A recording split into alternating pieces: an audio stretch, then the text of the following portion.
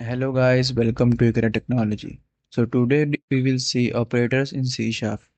An operator is a symbol or character that gives you the facility to perform some specific operations with variables or values.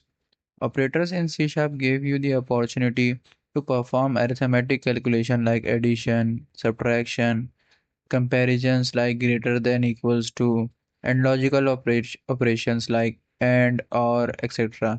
So let's see. First comes the arithmetic operator. Arithmetic operators include plus, minus, multiplication, division, modulus, increment by 1, and decrement by 1. So let's see our Visual Studio Code. First, we take an integer here and make it a variable. We have assigned the value 4 to A and assigned 2 to B. So what will we do here? We will do A plus B. Then here we will do a plus b. So let's run this. If we run this, our output will be 6 because 4 plus 2 is 6 using plus arithmetic operation. Now here in the control right line, if we write a minus, then the output will be 2 because 4 minus 2 will be 2. Similarly, we do the modulus. In modulus, 2 twos are 4. Then the remainder is 0. Okay, remainder remains 0. Then the next comes are how to increment it. Now in the increment, what do? I remove the A here. I printed B in the console right line and increment A. If I do A plus plus, then the increment will not happen because the system takes the value first. Then it does not increment. Means it gets the value of 4. As you can see, 4 will come. If we have to increment, then that see this. Look, if we have to increment, then we have to first enter plus plus. Okay, first we have to enter plus plus, then the next plus will have to be removed. Now, if you see here, it will become 5. The system is now understanding that it has to be incremented. Then this is the value. So the 4 becomes 5. Similarly, if we minus it, then we will decrement it. Then in decrement, we use 2 minus, then 4 will become 3. As you can see, the value here, the 4 becomes 3. Okay. The next is our comparison operator. In comparison operator, we compare the value whether both the values are same, equals or not equals, greater or not greater. So what we do here, we make it 2 again here. Now here in the 2 we will take an if condition. We will take it in the if condition and we will write inside the if block now. Look here. Here a is equal to 2. The variable that we have created is a equals to b. If a variable to b, if a equals to b, then it will be printed in the console right line inside the if block. We have executed as you can see here. Now it is not there. Okay, a is not equal to b, so it will not be printed. Then we will see a is not equal to b. A is not equal to b means 4 is not equal to 2. Obviously 4 is not equal to 2, so the if block will run inside the if block condition is matched. So it will run inside the if block. The if block condition is matched. So not equals to is that. Okay. Then comes our greater than or equals to. First greater than comes means greater will come A is greater. Yeah, obviously A is greater. So inside the block will run now. Is A smaller than 4? No, it is not smaller than 2. So it will not go inside the if block. The next comes less than or equals to means the 4 is smaller than 2 or is equal to 2. So that condition will run it. If I put 2 here, right? it will be printed. You can see inside the if block that that will be printed because it is equals to 2. 2 is equals to 2. The value of a equals to b, both is same.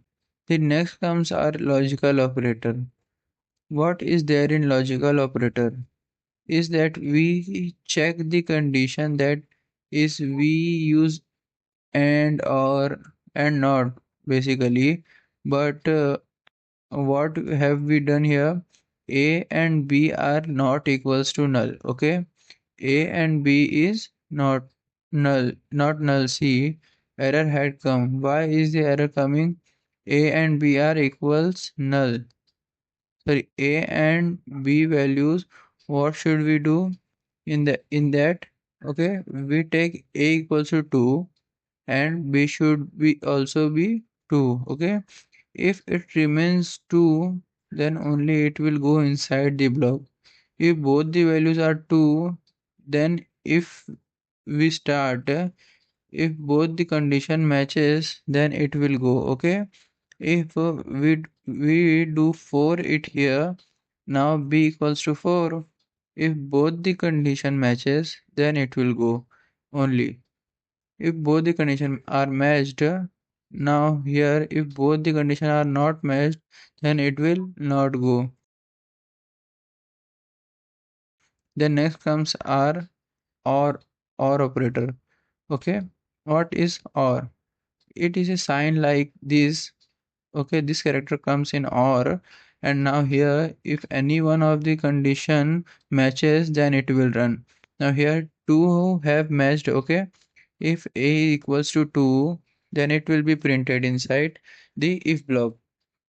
The if block we will execute it. Then comes our not. A not equals to 2. Not equals. Let's remove this. If a is not equals to 2, then if block should run, means it should be printed. Now a is 2 only, so it will not be printed. If we keep not equals to 4, then a will be printed because it is 2 and not equals to 4 is not 4. So inside the if block, next comes our conditional operator. In the conditional operator, now here we remove it so that we can understand properly. Here we removed it. Now we have taken it int c. I have taken a here. I will give it value 20 and I will give the value to b is 40.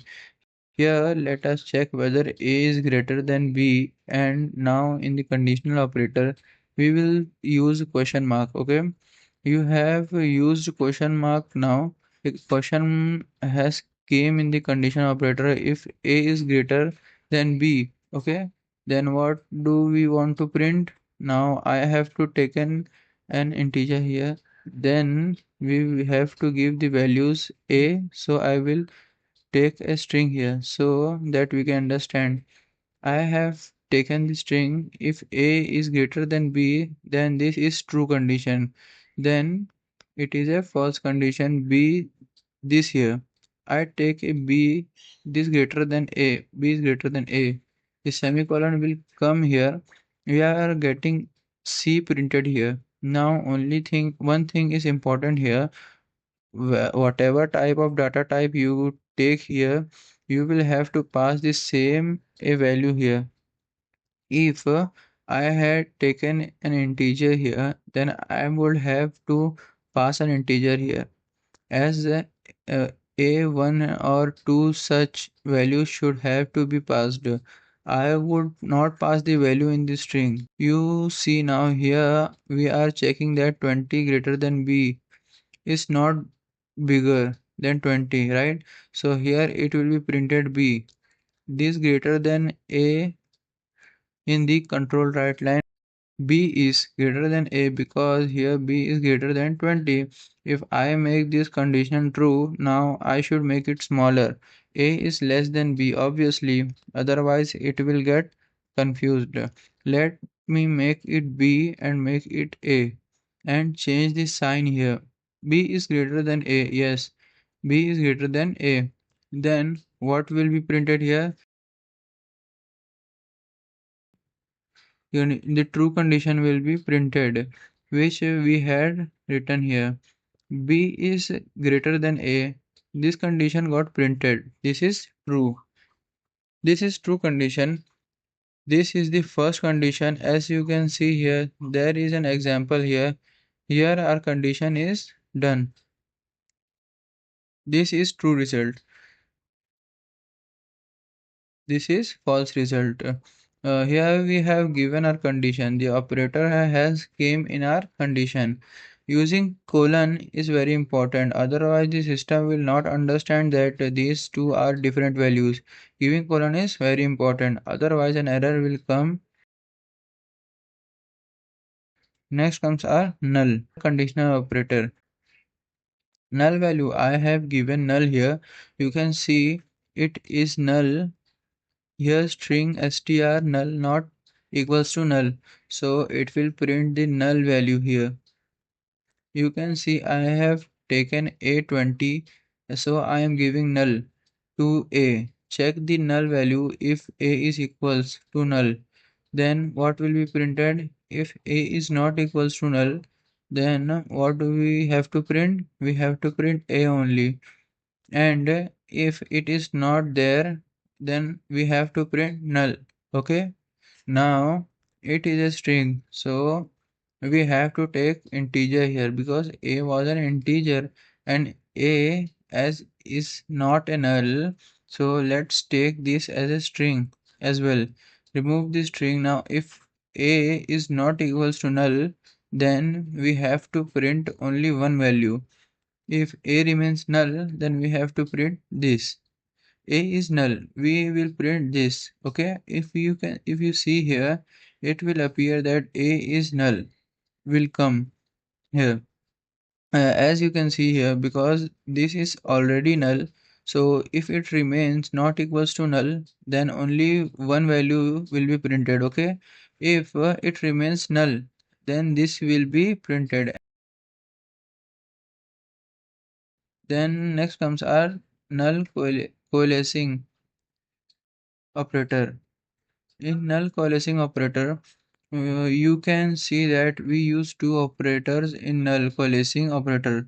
Okay, here as you can see, we have taken the input here null, then we are checking it if it is null. As you can see here, I give it an A. If A remains null, then the default value comes here. Like this is true result and false result is here. So let's A is null. If A remains null means A will not have any value, so it will print the default value. If the value of A remains, if I give here that A is not null, then what will be printed now? It will print A is not null because A has a value. It needs to be told the condition A is not null. Okay. It did not print A is null, and now we have seen the string. Now we can also see the integer. It is an integer now. Now here it will check if null is null. So what do we do here? We will give 1 the value here here as soon as we give 1. We will have to take the integer here also. If we give 1 here, then it will print 1.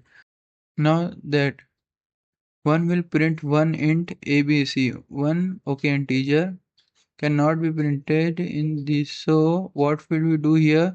We will take this as A here. We will take B to tell you that it is an integer. We will take this as B. Then next we will give it the 4 value and we will give it 2 value here.